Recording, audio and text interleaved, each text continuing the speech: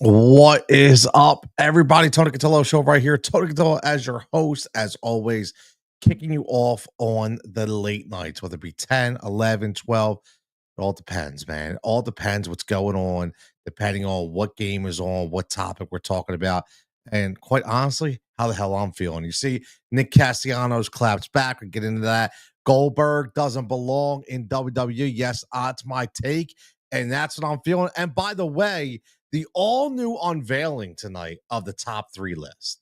I've been working on this for a while, and just so everybody knows, this is going to be an ever evolving, I would say, product. Okay, because you know how I am, and I say this all the time. I do all my own shit.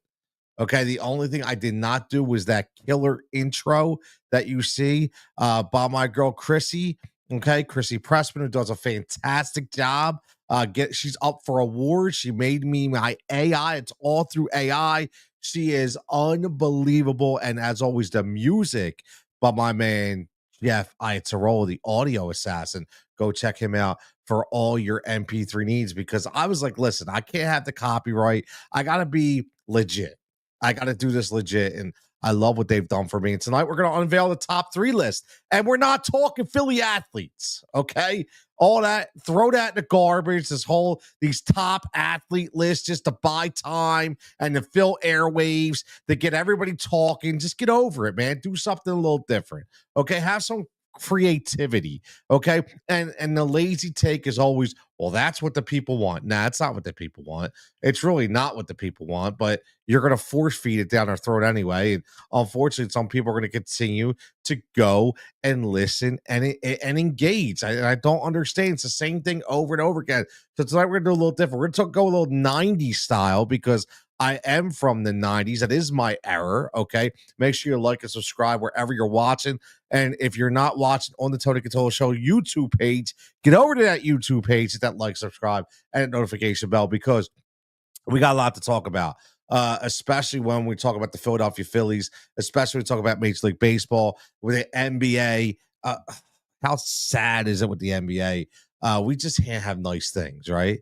We can't have the SGA Halliburton and all that ridiculous talk about Tyrese Halliburton being selfish for playing injured. So ridiculous.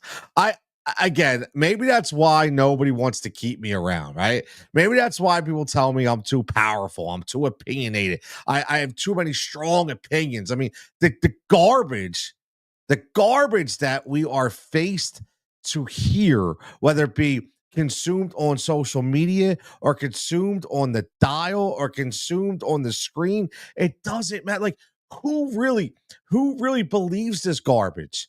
You can't tell me it's true, right? So anyway, we have a fantastic series breaking down with SGA and Tyrese Halliburton. He gets hurt, and you have some people come out and talk about how he's selfish for trying to play hurt. It's so ridiculous. It really is. And it's a reason why we continue to say that we have to get better as an audience, right? We just really do. So I don't even want to give that person any credit. I don't want to give that person any flowers. All I know is I was enjoying it up to that point because Tyrese Halliburton had a fantastic. I mean, you talk about poetry in motion. He had a fantastic series. Again, if you want to get live and call into the show right here, very, very simple. It's in the comments. Literally, that link, you can just hop on your phone. Very simple. Click that on your phone right there. It will put you in the green room. You do not need a camera. It is audio just like the dial. See, this is the thing about technology. It's different, right? It's different. You don't have to call in to a 800 number. You don't have to call into that just to get on the radio waves. You don't have to call into that to be heard. If you want to have a conversation and not be kicked off because your connection's shitty or because you're not saying what they want you to hear, you can just call in. Just not my show, but there's thousands of shows like this that you could call in right there from your phone and we could have a conversation. Anything you want to talk about because we talk about it all. But let's go right to the issue at hand before we get to the 90s sneaker top three list, which we're going to do a little later, and why I don't think Goldberg belongs in WWE. Okay, because I think it's a joke right now that you brought him back. Let's talk about how the baseball gods have spoken. Say that you hear that word, or I should say that phrase all the time. The baseball gods have spoken. Now, everybody, I don't want to get into it because it's already been stagnant, right? It's already been overplayed about the argument with Rob Thompson sticking up for his players, not sticking up for his players. When he wants to play bad cop, nobody likes it. When he plays good cop, nobody likes it. All I know is let's look at it realistically. Nick Castellanos is a player who plays with a lot of passion. He plays with a lot of pride. And listen, I think we can all agree that he was forward thinking and to himself going, listen, I am one of the best bats on this team, whether you like it or not. And you're taking me out in a situation where I'm going to come up and have a chance to have another at bat. And you're putting a guy in that technically can't even hold my jock when it comes to holding a baseball bat. I think he's 3 for 37. Okay. In his last 40 at bats. It's insane. So when you look at that, I get it. Now, did he handle it right? Probably not. Did Rob Thompson handle it right? Yes, absolutely. But what happens tonight? What happens tonight? And I will tell you this, okay? I will tell you this. I could not be happier. I could not be happier. And what I love about it is I love the way he caught it and he did threw the jersey out there, right? Threw the jersey like I am him. Yo, Rob, I can catch a baseball. Hey, Rob, I've been making these plays, right? I loved every minute of that. I did. And I thought, you know what? The baseball gods have spoken, but it can only do good for this going forward because it's something that had to be done. And whether we liked it or not, I hate to see the streak end the way it did, but it did. It ended. Now it's one less topic to talk about. Now we can continue to talk about the topic at hand is how do we win a World Series? My man Adam checking in. What's up, Adam? Yeah, Adam, very crazy. But again, these are things that happen along the lines of baseball season. It was really nice to see Bryson Stott get a nice swing on the bat. It was too funny because, as I've been doing this for, 20, 25 years, whether, I have as many followers as you or I have as much engagement as you, I really don't care. Doesn't matter. Okay. Because I know the people that hit me up on the phone. I know the people that listen to me afterwards. I know the people that follow me. That's enough for me. I don't need everybody else. Right. It's all good. I don't need the trolls. But one of my favorite people, my man Dan Baxter on X, right away he hits up Bryson Stott's a black hole in the lineup, yada yada yada, and I start laughing. I'm like, dude, I feel it, I get it, and I like it. And I tell him, yeah, man, I can't agree more. Boom, smacks a 3-run home run, and I'm like, hey Dan, I think he heard you. But that's the funny part. That's the way the baseball gods work, and that's what happened tonight. Now, what I will say is, again, man, Rob Thompson's killing me, man. He is. He's freaking killing me. I don't understand it. Sometimes I feel like I get what he's doing, and then sometimes I just don't. And this isn't about Castellanos. This isn't about the lineup. It's about the bullpen again. You know, whether you have your own agenda of the way you want the bullpen to operate, whether you have your own analytics that you really want to look at, sometimes you got to listen to the people element. Sometimes you got to listen to what your players are telling you.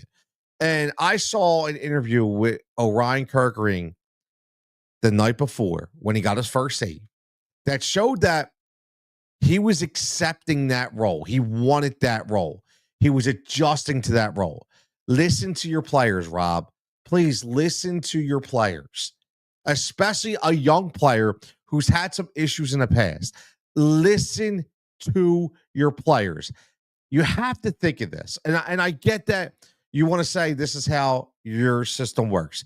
This is how this is what your board tells you and all of that. But sometimes you got to take the human element. Okay. And you got to look at a young 22-year-old kid and you have to say to yourself, you know what? I see in his eyes that he's confident now. I see in his eyes that he wants this closer role. However, you know what? The following night, it's only a 4-1 lead. I'm not going to put him in a closer role. I'm going to put him in an 8-hole. And I'm going to put Matt Schramm, again, please stop giving the ball to Matt Schramm. He's doing absolutely nothing for us right now. He's throwing meatballs at 89, 90, 91. They're not hitting any spots anymore. It's just not working. And we keep getting force-fed Matt Strom and force-fed Matt Strom, and a nice guy and all, but god damn, I mean, how many times do you have to go in there and say, oh, there's a hit, oh, there's a walk? And then what? Let's get back to Ryan Kerkering, because what do you think he's thinking about? He's sitting there and he's looking just like Casty did the night before. He's sitting there looking like, oh, I guess I can't be trusted with a 3-run lead. I guess I didn't do enough last night. Like, let's take the realistic element out of this and understand the way the human mind works. And I look at this and I go, you messed up. Hey, Rob, you messed up tonight. I don't care if he got out of you the inning. I don't care if you got out with the win. What I care about is you have a 22-year-old, 23-year-old pitcher who's just coming in, who's just coming into his own, man, who's just coming into his own. And now, after his first night, where all the headlines were about him being a closer, where all the interviews were him being asked about, do you accept the closer role? With everything he was showing, he was lighting up, man. He was glowing after these interviews. And what do you do the night after? You sit his ass down and you give him the 8th inning. Stop it, Rob. Come on. Listen, I know I'm not. Listen, I can't hold Rob Thompson's jock, and I know I'm not a head coach in Major League Baseball. I get it. But again, I do understand the way the mind works. I've coached for 15 to 20 years. And sometimes you got to skirt your analytics and you got to go with what the player is telling you. And the player was telling you, Rob, that he wanted the goddamn ball in the 9th inning again. And you didn't give it to him. Like, this is the problem to me. I don't care that they won. They should have goddamn lost the game, right? With the way Matt Strom pitched again, they could have lost the game. So crazy to me, man. My man, yo, Javon, I ain't talked to Javon and for like ever. Javon, what is good, my baby? He says, I never understood Thompson's method behind closer by committee. Stick with one guy and let them go after it. And you know what, Javon? Here's what I don't understand, and I'm sure you're thinking the same thing. The teams that Rob Thompson has coached on, specifically the New York Yankees, with guys like Mo, the best closer ever in Mariano Rivera, who won it the 9th inning. Guys he followed, like whether we liked them or not, like Joe Girardi, he was really good in Yankee land, and he still doesn't do it here. Like, I don't understand. I think sometimes you try to outthink yourself, man, and you're trying to really, really go with all these certain logics and analytics and patterns, and come on, man, just stop. Orion Kerkering wanted that ball. Orion Kerkering needs to be your closer right now. He needs to be. And if you're not going to trust him in that role, or again, if you're not going to put him in a role, it's going to signal to him that maybe you do not trust him. And that's not good when we talk about confidence to a young pitcher. So that's one thing I did not like tonight at all. I did not like it. I did like, however, the hot bat that Alec Bohm continues to swing. Listen, the guy's getting 2 to 3 hits every single night. And this is why I tell everybody, again, why everybody was clapping back at Kevin Long, saying Kevin Long should be fired. Kevin Long should be the hitting coach for the Philadelphia Phillies. Listen, you guys have no idea what you're talking about. You're uneducated when it comes to the game of baseball. You probably never coached before, and you're just throwing things out there that stick up against the wall, just like half the people in Twitter land out there talking about no more hot takes, no more talk about this, no more list. Jalen Hurts is off the list. You belong in that list of people, okay? Because what you're seeing is you're seeing a young kid who's been able to work in a cage. You're seeing a guy in Kevin Long who says, look, I know what's wrong with your swing. It's these little tweaks here, these little tweaks there. And that's what he gets out of these players, man. Like, I don't understand what else you got to see. You expect every player to go 3 for 4 every night. You expect every player to go 2 for 4 every night. It just doesn't happen. If you look up and down this lineup and you look at how they've revamped and revitalized themselves when it comes to their approach, I think that in itself should show you why Kevin Long needs to be here. Okay, look at what Brandon Marsh has been able to do. He gets sent down, he comes back up, they work at it, boom. Brandon Marsh, he is red hot. Nick Castellanos, say what you want about Nick Castellanos. Again, batting consistently 270 to 290, not chasing that pitch all the time. It's down and away. Every now and then you see him go after it, but not with the frequency that he did in years past. You see Alec Boehm, who's again not swinging for the fences anymore. He's actually trying to make that contact, man. You like, I'm laughing. Japan checking in says, Tony, I'm here to tell you, you the man. Listen, my man Japan, another great guy as always, another great guy that I've met on social media who has called into my series show and comes on these shows and he knows I took a break for a little bit. And great to see you, Japan. How's that baby doing, man? I hope everything's going well. Javon says some fans forget that baseball is a marathon. I love it. We all know it, and not enough do though. There will be a slump like we saw on the road against Toronto and Pittsburgh, but then they heat back up. And that's the thing. Nobody's going to go 150 and 12. Like, that's the thing. And nobody's going to bat 300 consistently. It just doesn't happen. I think the problem with this team is it's like the same echoed statement. We've seen it all before. We've seen it all before. And I think that's what gets people into these lapses because they're like, oh, here we go again. Right? Here we go again. Right? We're going to lose it again. Here we go with the slump. Here we go with not hitting the ball right. Here we go with the bad approach, right? Again, I think that you really have to look at this team. And I said the other night, and I got a lot of flack, and I really don't care. I'm going to continue to say it. You know, we are sitting again in a really good spot, and we're not completely healthy, and we still don't have all our pieces, and we don't have everything lined up, and we're still okay. We're still okay. So the people that want to get rid of Rob Thompson, the people that want to get rid of Kevin Long, see that's the overreaction part of the Philly fan base that is totally annoying.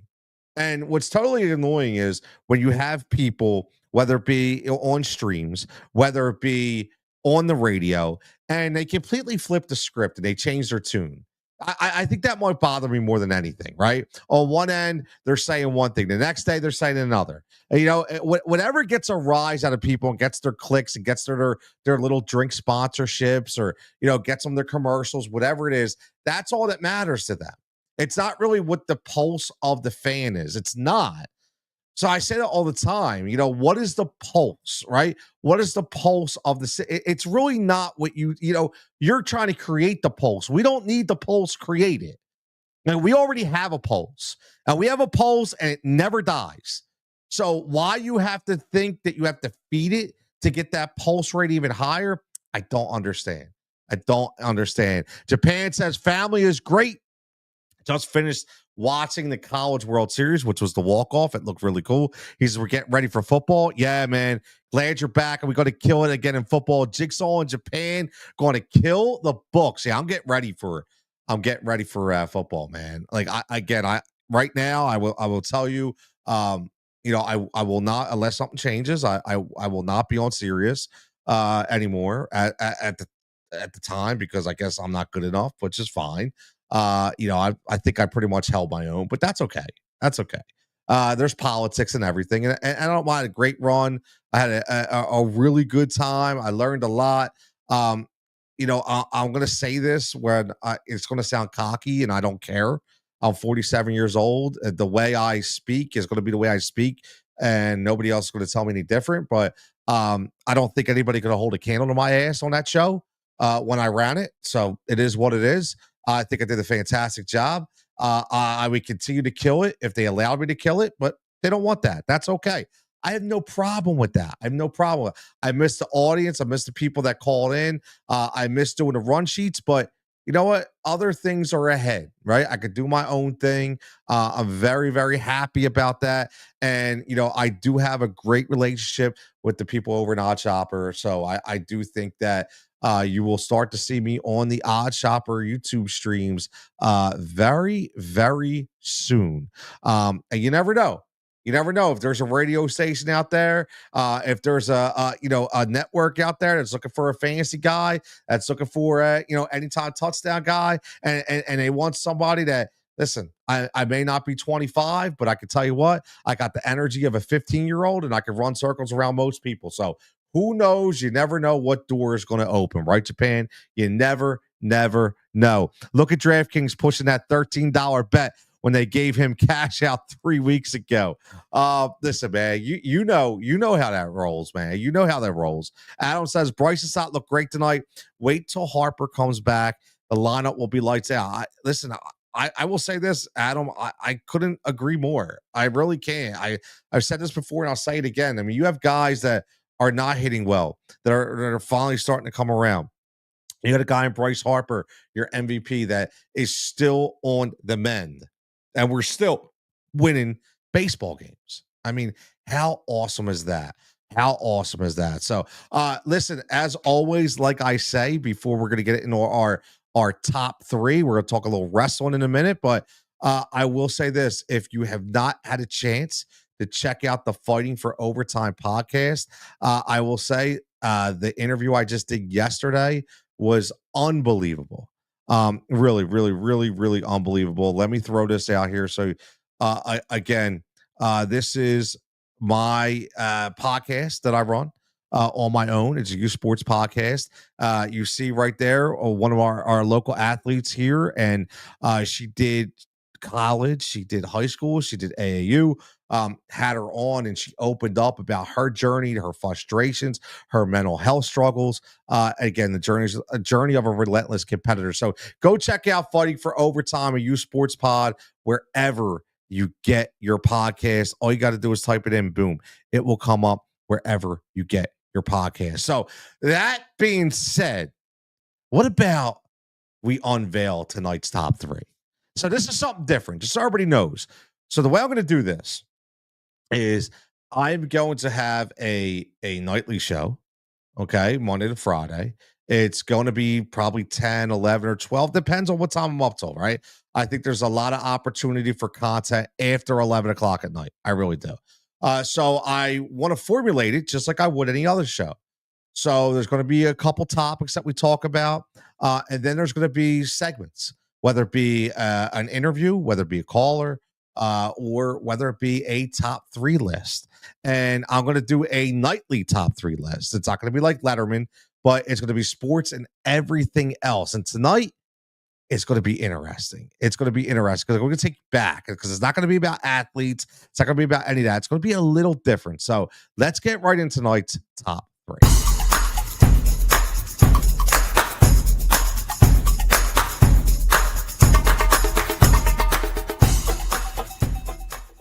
So there you go, right there. That's the top three, sports and everything else. And tonight, we're going to go a little sneakerhead talk.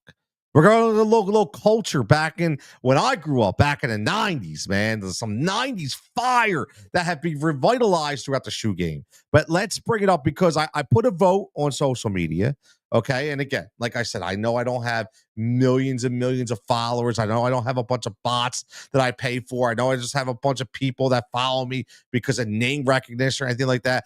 I really, really like the people that actually join in because they want to hear the program. So the vote was, what was your favorite out of these three in the 90s? And right now, when I look at who's leading the charge, okay, by the whole, like, probably 10 votes, okay, which I really don't care. That's the thing. I'm very transparent. Like, it doesn't bother me because I know once this thing gets consistent and builds, I'm going to kick everybody's ass, which is cool. And I don't mind at all. I am going to go with it 100%. So right now, the Air Jordan 9 is leading the vote. The Air Jordan 9 is leading the vote. So I'm gonna throw these up, and these are the three that in my top three from the 90s that you can legitimately still get today. Okay. So here's a Jordan 9.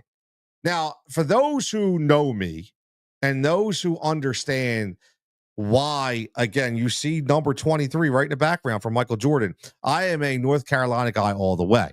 right? I'm a North Kakalaki guy all the way. So for me, the Jordan 9s with the North Carolina blue, man, I'll tell you what, I had them. I continue to make sure that they are clean because when you have shoes like this, you got to continue to break them out on special occasions. So I for my money love the Jordan 9. Now, another one that has a real close to my heart. Okay, number 2 on my list is going to be AI's question. Okay, the question from Reebok, obviously from Allen Iverson, Philadelphia guy. Uh, Again, can we say enough about AI? Can we say enough about AI? And there's a lot of other things about AI that are so good that people don't talk about. Things that he donates to and the way he gives back. He is definitely great to be able to call 100% Philadelphia. But those shoes right there, I actually still have as well. Okay, and I bought them later on. I went to the outlets, and I'm a Pennsylvania guy, so in Lancaster we have a bunch of outlets out there, and we have a Reebok outlet, and I was able to pick them up. I was able to score them, and I still have them, and I love them. I love the questions, man.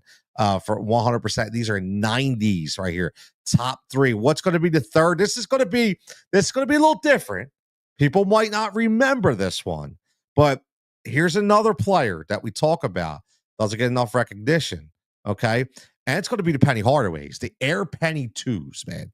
The Air Pennies 2 just came in several different colors, but for me, these and the black ones were the best. So my top 3 tonight is going to be the Jordan 9. Okay, let's go in succession. The Jordan 9, the Reebok question, and the Air Penny 2s. For me, again, that is for my money. That's my top 3. Listen, what I want to do with these top 3 lists is number 1, I want to hear what you think about these top 3s. What are your top 3s, obviously? But my whole thing is, listen, it's good conversation, and explain to me how I have any clickbait right here, right? Like that's the thing. Like I'm talking about 3 pairs of shoes. Where's the clickbait? Right. So listen up, Philadelphia. Okay. No clickbait here. There's no, hey, I'm going to leave Jalen Hurts off the list so everybody can talk about it. No, come on, man. This is legitimate. Okay. These are shoes that I wore. So that's the top 3 list going to be. You never know what's going to be. It could be who are the biggest bangers in the paint that we don't talk about, right? It's going to be stuff like that. So we can really get some in-depth conversations. And I'm going to have a lot of people join me as well. So yes, Japan, he says, the Air Penny went hard. Man, the Air Penny is a forgotten shoe. I'm telling you that right now. The Air Penny is a forgotten shoe. Man, so that's the top 3 list for tonight. As always, make sure you're like and subscribe. And again, there'll be a list of the top 3s. I'm probably going to break it into a social media carousel post. We'll see how I would say driven I get when it comes to the top 3. But right now, strictly on YouTube, you get that top 3. Now let's break into a little wrestling talk. I know it's not for everybody, but I love wrestling. Okay. I love wrestling. And I take many different topics and like to definitely elaborate on them. And I will say this, and I continue to say it, that they had done Jey Uso dirty. And I agree with the Hall of Famer Rikishi. I knew he was going to come out and say the same thing, and he should. Okay? He should. Goldberg to me does not belong in WWE right now. I mean, come on. Like, you can't tell me that this guy is must-see TV anymore. It was a very lackluster intro when it comes to Goldberg. It was a very lackadaisical approach. We already knew what was going to happen at Saturday night's main event. I know he wants to have a retirement match and all that, but the guy was like hobbled. He's like, looks like he's barely limping. And then he's going to go up against a guy like Gunther. And what are you going to do? Make Gunther look small? Are you going to make Gunther look small? You screwed over Jey Uso. Now you're going to make Gunther look small. I just don't understand the decision making sometimes with WWE. A lot of it I'm a big fan of, but sometimes when we have these decisions, I just look at the fact that Goldberg is a nostalgic figure.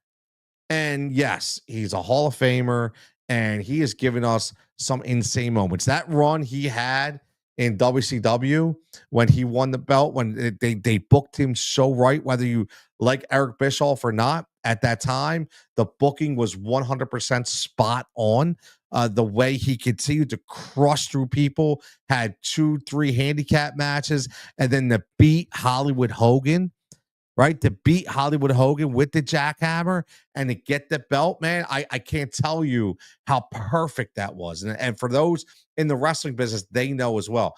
But to bring him back right now and to actually calculate it the way they did, I think is just wrong. It's just wrong.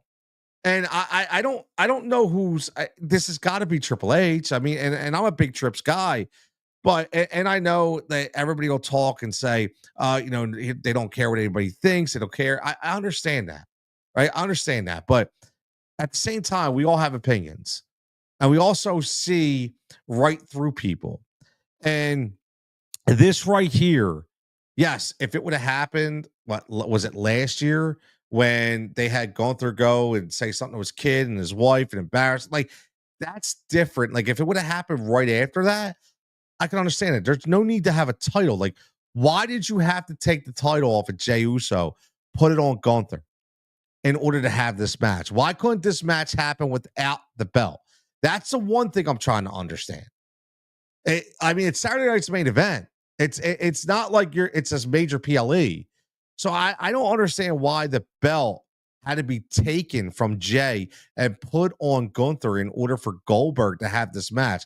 I don't like the match regardless. I don't care if it's for the belt or not for the belt. I think the match stinks. I do. I'm not a fan of it. Not at all. Not a fan of it. So I just want to know what the logic is, and I want to understand. But for me, Goldberg he just doesn't belong right now. He just doesn't belong. And I want to bring up a story. Speaking of not belonging, and what I like to do again on this show, we may share the screen and go on Twitter and see what some of the knuckleheads are saying, some of the stupid statements that people make. But through the course of the day, I like to go on there and I like to save posts and understand where they come from and when they're about the topic we're talking about or kind of random. But we are talking about WWE. We are talking about people that don't belong, and obviously they released Cora Jade. Okay, under her name Cora Jade, right? So they released her, and she was asked, would you ever get back? And again, I know everybody gets asked that. I know Mandy got asked that, and now Cora Jade's getting asked that, or Alana Black, whatever you want to call, her real name. Obviously, let's call her Alana Black because that is her real name. But the Cora Jade character, her response, I think, was fantastic. It really was. And I'm going to put it up on the screen because I took it specifically for us. Okay. Alana Black says she would not return to WWE if they wanted her to come back. She said, did I want to lose my dream job? No. But if WWE called me tomorrow and asked me to come back, I would say to them, because right now, I would say no to them because right now it's my time. I'm excited for what's ahead. I'm 24 years old. I don't know where I'll end up. Whatever company, wherever I go, I don't know that I'm done. I know that I'm not done wrestling. It's the only thing I've ever known since I was 8 years old. I dedicated 16 years of my life dedicated to making it to WWE. And now she's no longer in WWE. You see it right there. That's courtesy of the ringside roster. And it says Alana Black via Power Alps. So that's the publication she had spoken to. Now, I think that's a great statement by Alana Black. I do. I love when I see wrestlers basically like, you know what, man? Screw you. Okay? Honestly, screw you. If you couldn't find a home for me now, I'm going to go find a home for me somewhere else. Now, it's a little different. I understand if we're talking about a veteran. I understand if we're talking about, possibly somebody that, take for instance, Carlito. I love Carlito. Okay. But we're not talking about Carlito. We're not talking about somebody who's been in the game for a while. We're talking about a 24-year-old female wrestler who did get hurt multiple times, who was definitely on her way on the up and up. And now you release her right at the time where the evolution of women is no greater. no greater. I mean, they're getting ready to do their pay-per-view part two. We're talking about women in the main event. We're talking about women taking over the main events on all the shows. Oh, by the way, shout out to Liv Morgan. Sucks that she got that injury the other night. I mean, I was really, really enjoying the lead up to the plan about the Bella twins coming back, going against Raquel and Liv. The summer of Liv, I thought was going to be fantastic. I give kudos to Liv Morgan all the time, growing from the Riot Squad to what she is right now. I mean, she essentially is taking over. She ain't lying. She is essentially taking over the women's division with her sultry takes and her all about me attitude that obviously is a gimmick, but it works. It kind of reminds you. It reminds you of when Alexa Bliss was extremely hot. Okay, before we went with the whole character, with the doll. I'm talking about when Alexa Bliss was extremely hot, when Trish Stratus was at her heyday. That's what you're seeing out of Liv Morgan because she has the charisma. She has the character development. She has everything that you need. So it does suck that she is going to be out for 3 months because it kind of kills a lot of momentum. But I think it opens up doors for a lot of different things. I mean, I know there's some rumors about Britt Baker, Dr. Britt Baker, right? Is the DMD, is she going to come to WWE? And if she does, is this an insert? Like, is this an opening for her? And if not, you know what I'd like to see? I'd like to see them elevate somebody else, man. Like, let's get Jordan Grace up, on this main roster to the point where, she is getting her flowers and proving how she can roll with any show and any opponent. Right. So I am looking forward to that. And I'll be honest, I was looking forward to the Bellatrix twins rejoining. So hopefully, because I am a big listen, I think Nikki Bella doesn't get a lot of credit. Nikki Bella to me deserves a ton of flowers, man. A ton of flowers, especially coming back for the neck surgery that she had. She technically was told not to wrestle, especially when she's putting people up in the torture rack, right? She was told not to do that. But Nikki Bella, for about a 6 to 8 to 9 month cycle, was must see TV. I mean, she carried that division for a while. She was strong. She had the look. She had the charisma. She had the choreography. She had everything going for her at that time. So I think a lot of people overlooked that because, it was during the diva mentality, right? Where it was just a diva, but she wasn't a diva, man. I understand it was total divas and I get, but honestly, she was a hell of a performer. And I think we need to look at her as a wrestler and not a diva anymore because she absolutely killed it. So we'll see what happens with WWE, but looking at again Goldberg, I just don't think he belongs at all. But listen, as always, man, I want to do this show 30 to 40 to 50 to an hour, right? It's going to be 30 to an hour. Now, it may be the hour, maybe if I have somebody on, if we have some good conversation going, I'm not sure, but for the most part, it'll be 30 to 40 minutes. It'll be live every night. If there's topics that you want me to cover, let me know. For the most part, it'll be a Philly centric topic and then a national topic because we're not just Philly. And then we'll have the top 3 list like we do every single night. And then eventually we're going to start to insert some betting talk and some fantasy talk into the mix as well. And that might be where it takes us to that 1 hour time frame. So we shall see. But everybody who checked in, greatly appreciate it. Make sure you go give a follow to Fighting for Overtime at F4 OT on Twitter. You can find it on Instagram, on TikTok. Again, it's just that is my baby. I will tell you that right now. That is my baby, produced specifically by my own PR marketing firm, Rise and React Media. Like I tell everybody, it took me a while to get to this point. If you want to learn how to do this, if you want to learn how to get started, you want to make sure you have the right equipment. You want to make sure you have the right promos. You want to make sure you have all that. It's so important to get to where you want to go. So hit me up. I'd be happy to help out. And Obviously, I'm starting to establish a program to where it's a month training thing and things of that nature. So again, Rise or React Media is where you will get that. My man Adam checking another great show as always. Adam, love you to death, brother. I do owe you a lot for your support. I say that all the time.